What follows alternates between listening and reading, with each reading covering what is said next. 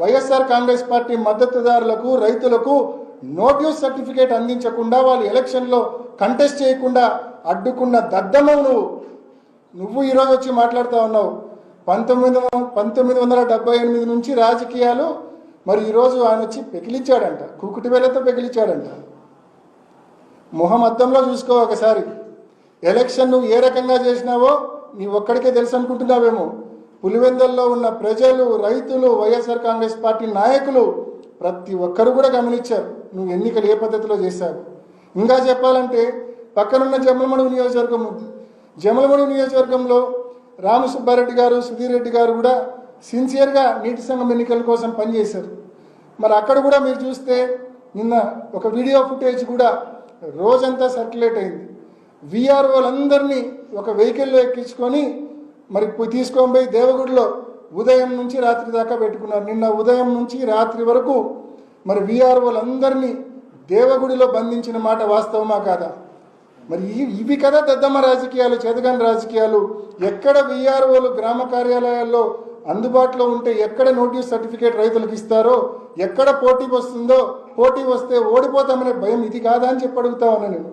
ఇవన్నీ తప్పించుకోవడం కోసం కన్వీనియంట్గా వీఆర్ఓలందరినీ జైల్లో ఖైదీలను బంధించినట్టు బంధించి నోటీస్ సర్టిఫికేట్ ఏ ఒక్కరికి రాకుండా చేసి ఎవరు కంటెస్ట్ చేయకుండా చేసుకొని ఈరోజు దీన్ని గెలుపని చెప్పుకుంటున్నావే, ఇంతకంటే సిగ్గుచేటు ఉంటుందా అని చెప్పి నేను అడుగుతా ఉన్నా.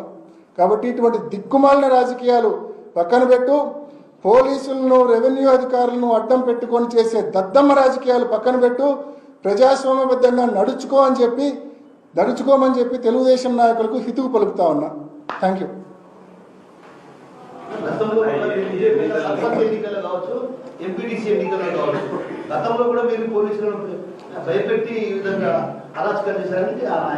Very good question.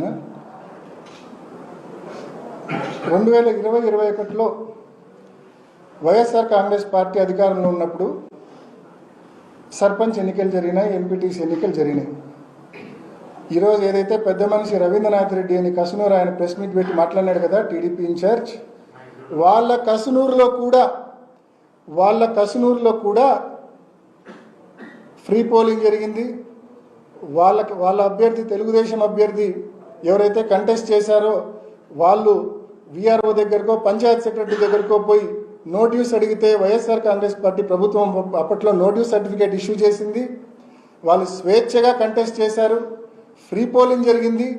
300 పైచీలకు ఓట్లతో బీటెక్ రవి గారు ఓడిపోయారు సర్పంచ్గా. వాళ్ళ అభ్యర్థి ఓడిపోవడం జరిగింది సర్పంచ్గా. అంటే స్వేచ్ఛగా ఒక్క సింహాదిపురం మండలంలోనే చెప్తా ఉన్నా, ఆయన సొంత ఊరు చెప్తా ఉన్నా నేను. ఆయన పక్కనే ఉన్న నంద్యాలంపల్లిలో పోటీ జరిగింది టీడీపీకి, వైసీపీకి. సో మండల్ హెడ్ క్వార్టర్ పెద్ద ఊరైన సింహాదిపురంలో పోటీ జరిగింది టీడీపీకి, వైసీపీకి. చౌవారిపల్లిలో పోటీ జరిగింది టీడీపీకి, వైసీపీకి. ఈ మాదిరి అనేక గ్రామాల్లో పులివెందుల నియోజకవర్గంలో పోటీ జరిగింది, క్లీన్ కంటెస్ట్ జరిగింది వైఎస్ఆర్సీపీకి, టీడీపీకి. ఆ రోజు వైఎస్ఆర్ కాంగ్రెస్ పార్టీ ప్రజాబలంతో నెగ్గింది. మాకు ప్రజాబలం మీద నమ్మకం ఉంది, ప్రజలపైన నమ్మకం ఉంది. కాబట్టి స్వేచ్ఛగా, ధైర్యంగా ఎవరు అడిగినా నోటీస్ సర్టిఫికేట్ ఇచ్చాం, ఎవరు నామినేషన్ చేసినా వ్యాలిడ్ అన్నాం, ఎవరు వచ్చి కంటెస్ట్ చేసినా గెలుస్తామని, నెగ్గుతామనే నమ్మకం, విశ్వాసంతో మేము రాజకీయాలు చేసినాం. ఈ మాదిరి నిలబడే అభ్యర్థులకు నోటీస్ సర్టిఫికేట్ అందకుండా చేసే దద్దమ్మ రాజకీయాలు ఏ రోజు చేయలేదు, ఏ రోజు చేయబోము కూడా మేము.